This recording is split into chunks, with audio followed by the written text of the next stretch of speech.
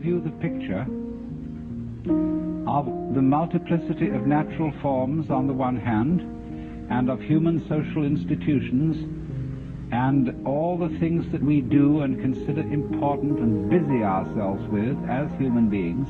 I tried to give you the point of view from which these can be seen as games, as things being done, as it were, simply for themselves, and not for some ulterior motive.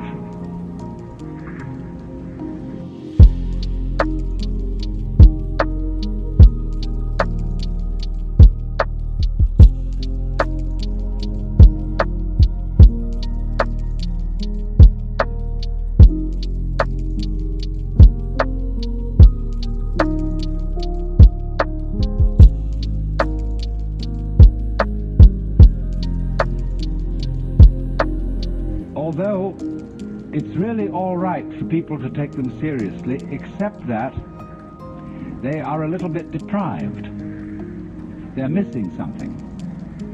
And so when the joker sees a person taking his life seriously and regarding himself as extremely important, there is something a little bit funny about it, and he is inclined to get the giggles.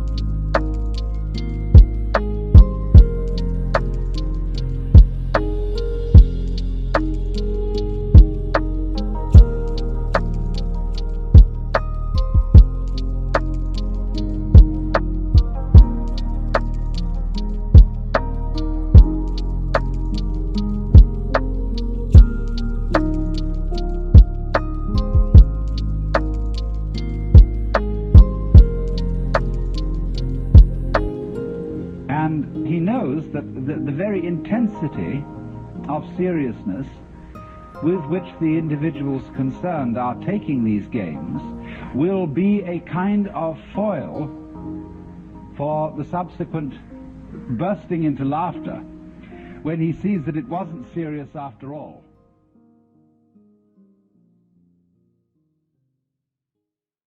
But I want you to turn the picture round and look as a conventional person, as a person who's very far out.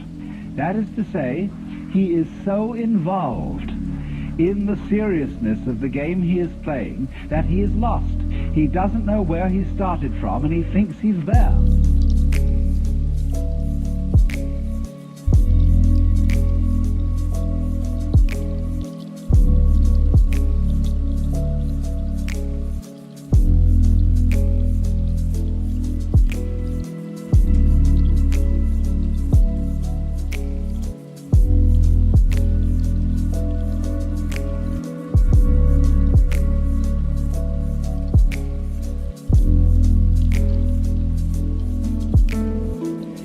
He is actually under the cover of his assurance, of his status, of his position in society. He's really a very anxious person.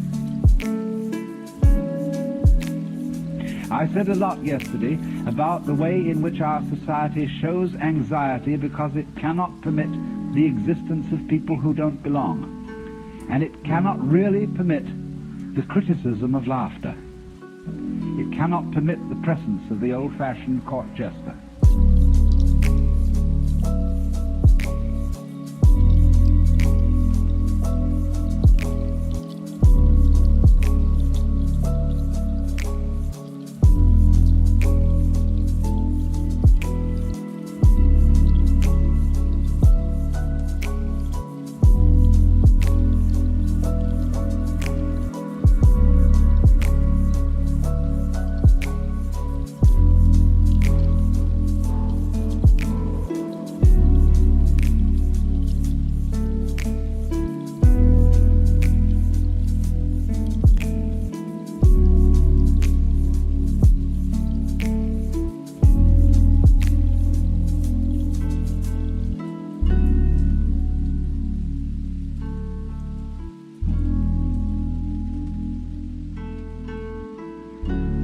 because these people are so far out.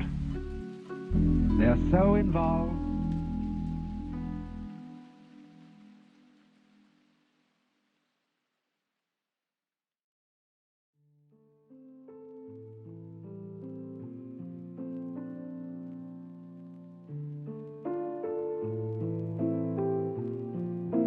From a certain standpoint, you see, from the Joker's standpoint, he doesn't condemn such people. He rather congratulates them on their heroism for getting so lost and involved.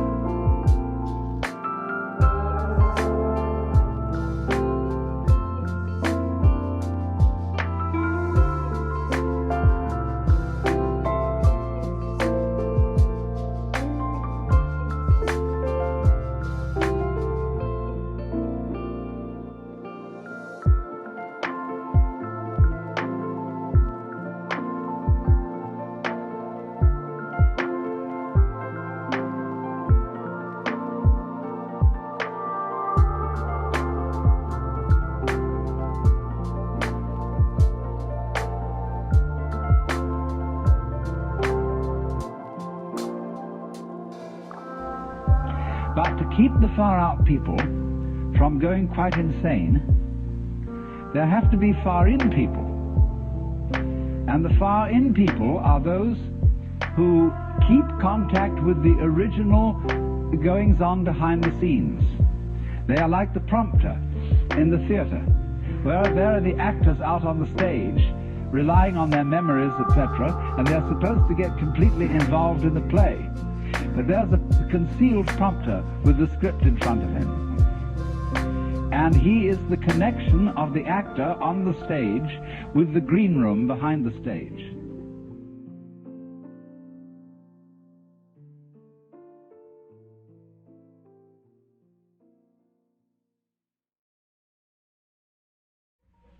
And you see in this dramatic analogy of the universe, the green room is the central point, the still point of the turning world. The green room is how God is when he's back home, not involved in all these games, and takes off the mask.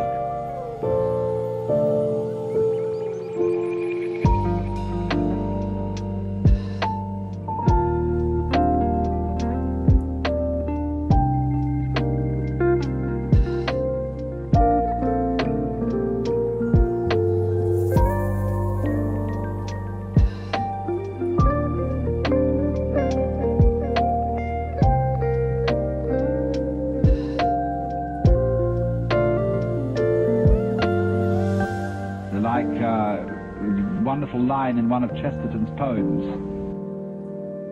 And now a great thing in the street seems any human nod, where move in strange democracy the million masks of God. The million masks of the Joker, because the Joker is the player, the trick player, who plays ultimately the great trick on himself.